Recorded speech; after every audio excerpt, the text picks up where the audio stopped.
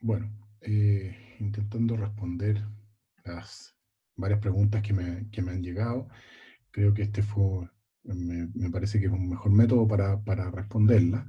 Voy a intentar hacerme cargo de cada una de ellas. Hay algunas que exceden la,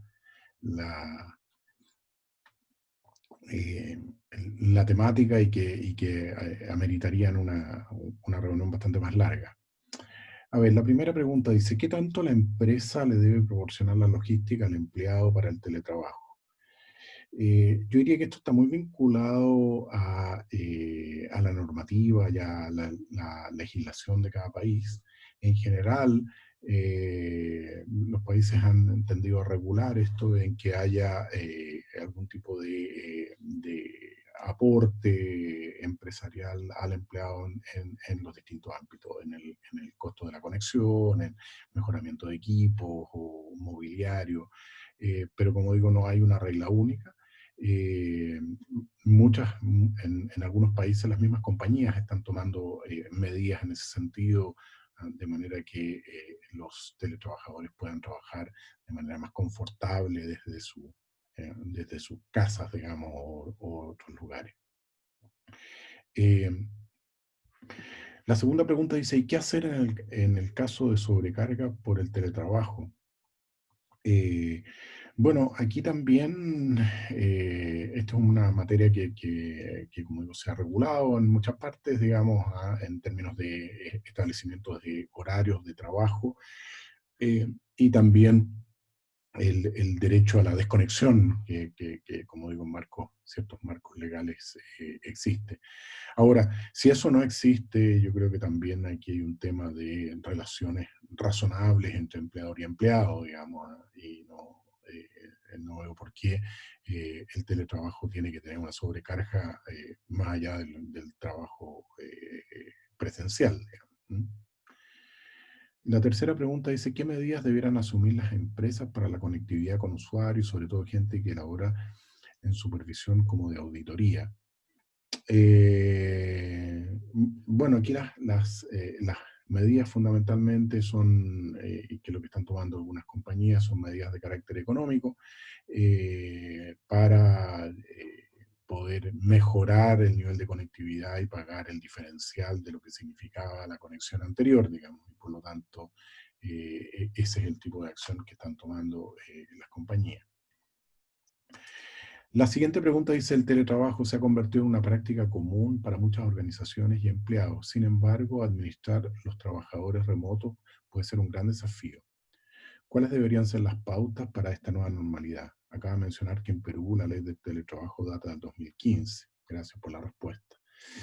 Em, a ver, el, el tema de gestión, y esto lo vinculo con el modelo madurez que presenté al momento de la conferencia, el modelo de gestión va a depender mucho de cada organización, pero yo creo que una buena práctica es una práctica que está más asociada a una supervisión más bien basada en compromisos, que en estar mirando lo que el trabajador está haciendo en cada minuto, y por lo tanto se establece una relación en base a esos mismos compromisos, y que la persona eh, puede ir regulando.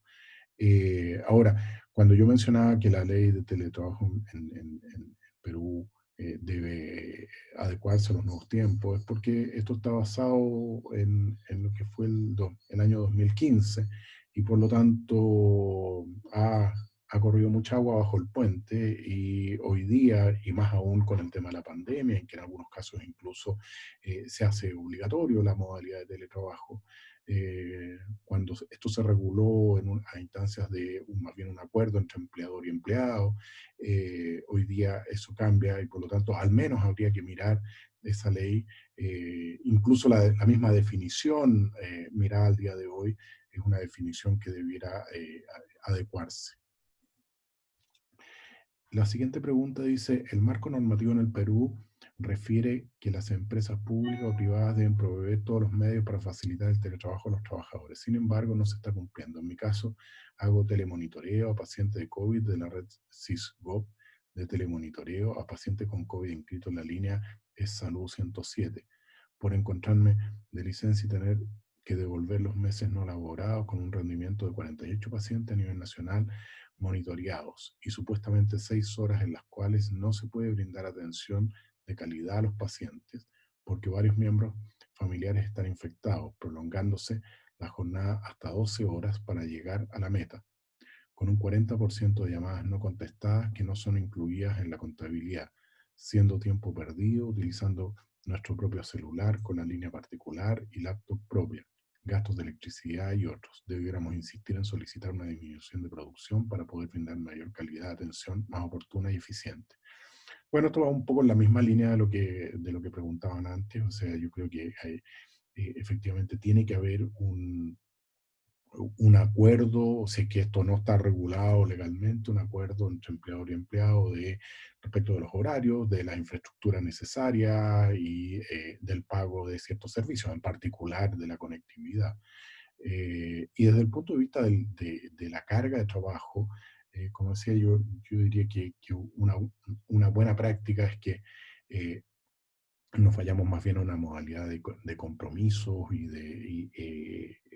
por parte del trabajador con respecto a su empleador y que lo que se vaya monitoreando son esos compromisos y no el tiempo asignado a cada uno de ellos. Siguiente pregunta dice, muchas gracias por tan buena información. Respecto a la pregunta recurrente, ¿cómo medir la productividad en trabajo remoto? Tal vez pueda dar algunas pistas sobre propuestas o estudios. Bueno, yo lo mencionaba en la conferencia, yo diría que las organizaciones debieran ir a modelos de gestión más, como digo, más basados en los compromisos, en una lógica de comunicación asíncrona, en la cual la relación entre jefatura y sus subordinados no esté sobre la lógica de estar mirando exactamente lo que está haciendo cada persona en cada minuto del tiempo, sino que más bien en establecer hitos de control y esos hitos se monitorearían en base a los resultados obtenidos hasta ese minuto, digamos, no en base a las horas gastadas en cada una de esas cosas. La siguiente pregunta dice, de acuerdo a la nueva normalidad del mercado inmobiliario, ¿sería posible decir entonces que las áreas de negocio, que las áreas o negocios de coworking se podrían incrementar? Sí, yo creo que va a haber un incremento. Esta lógica de las oficinas tradicionales, con espacios cerrados, yo creo que va a ir cambiando en el tiempo. Y de hecho las mismas oficinas se van a tener que reconfigurar. Ya no se van a requerir muchos de sus puestos de trabajo porque la gente va a operar en modalidad remota y que cuando tenga que estar en la oficina lo van a hacer por razones, por ejemplo, no sé, de reuniones o de otras actividades que tienen que hacerse con lógica presencial, pero ya no requiere una presencia de todo el día en la oficina. Eh, la siguiente pregunta es, para una empresa consultora que recién está empezando, ¿qué recomienda en el esquema de la pirámide mostrada? Yo diría que hoy día, por lo menos a partir del nivel 3 de la pirámide, porque en una empresa consultora sí se puede hacer trabajo remoto, en general, dependiendo que sea una consultoría que requiera, no sé, pues exámenes de laboratorio, cosas por el estilo, pero si es una consultoría vinculada a áreas de gestión o tecnologías, perfectamente es realizable a distancia. Y, y por lo tanto, yo diría que la modalidad de nivel 3 contando con infraestructura de buen nivel, con software y aplicativos que permitan una buena colaboración entre los equipos de trabajo, ese es un buen nivel, por lo menos para partir. La siguiente pregunta dice, creo que lo más complicado cuando vuelva a la nueva normalidad va a ser que algunos van a querer continuar con teletrabajo y otros van a preferir trabajo presencial y eso es algo que se deberá resolver. Opinión del charlista. Yo creo que aquí va a haber un aprendizaje de las mismas organizaciones en que van a ver que, por ejemplo, ciertas áreas de la organización perfectamente pueden operar a distancia, y otras van a requerir la presencialidad. Incluso, y puede haber incluso lógicas mixtas en que, por ejemplo, ciertos días de la semana haya que... Pero yo creo que esto va a pasar por acuerdos que debieran ser bilaterales entre la empresa y sus colaboradores. ¿M? Por ejemplo, si es que alguien específicamente quiere trabajar de manera presencial o quiere trabajar de manera en lógica de teletrabajo, si es que no se logra llegar a un buen acuerdo ahí, probablemente lo que va a ocurrir es que ese trabajador va a emigrar a otro espacio donde sí lo pueda. El teletrabajo ha demostrado bastantes beneficios en otros ámbitos, por ejemplo, en algunos casos, digamos, si es que uno logra establecer estos modelos de gestión más maduros, de una mucho mejor calidad de vida. Y por otro lado, a las mismas empresas se les van a reducir ciertos costos, digamos. Entonces, yo creo que hay un beneficio mutuo en establecer ese tipo de modalidades. La siguiente pregunta dice, los temas de seguridad, ¿quién los asume? ¿Qué pasa si mi sistema es hackeado y se hacen de cuentas bancarias o tarjeta de crédito u otro? ¿Quién es responsable? ¿Yo o mi empleador?